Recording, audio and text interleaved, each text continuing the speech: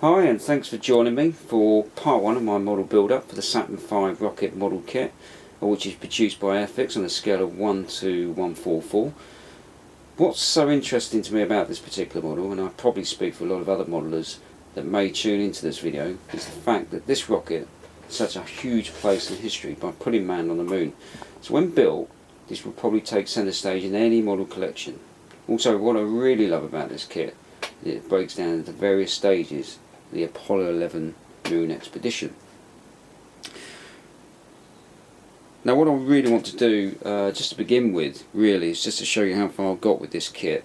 And the first thing, really, what I've done is I've probably put a few of these pieces together in terms of starting the model off. I haven't done modelling for about 35 years, so it is all new to me again. I have done a little bit of research in terms of YouTube and also Googling various sort of techniques that people do these days in terms of modelling. And I think really with any technique that you do, it's a very personal thing. But I'm just going to show you how far I've got with this kit, and this being part 1, there will be some other parts to it as well. The first thing I actually did do with this kit was put some pieces together to begin with. I haven't painted anything, let me just show you. I haven't painted anything on the spruce except for the smaller parts. The bigger parts I've taken off and painted, but you can see some of these parts I've actually primed already. As you can see, some of the engines there I've actually primed. The reason for this is I've glued these parts together is the fact that I don't like seam lines, and I think probably a lot of modelers don't.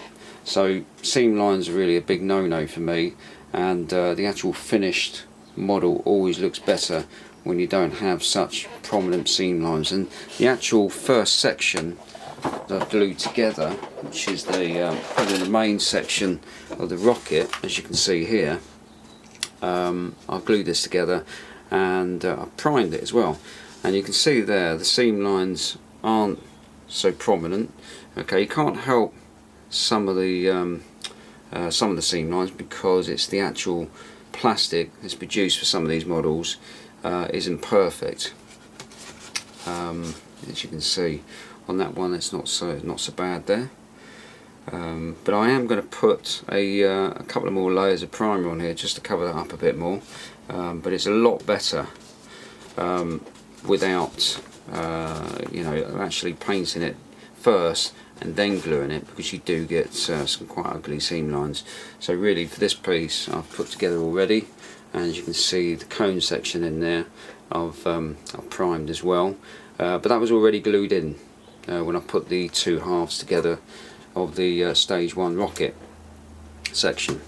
So there you go, that's that. So I've got that far, and in part 2 I will go into a bit more detail about what paints I've been using. But I think really, just to begin with, just so you can see really how far I've got with this, gluing a lot of the parts together is probably the thing to do on this particular rocket.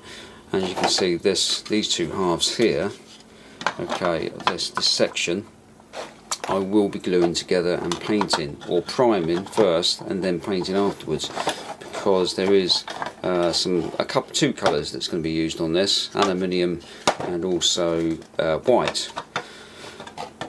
But getting the superior finish on this kit, and I suppose for any kit, is to prime all the bits first.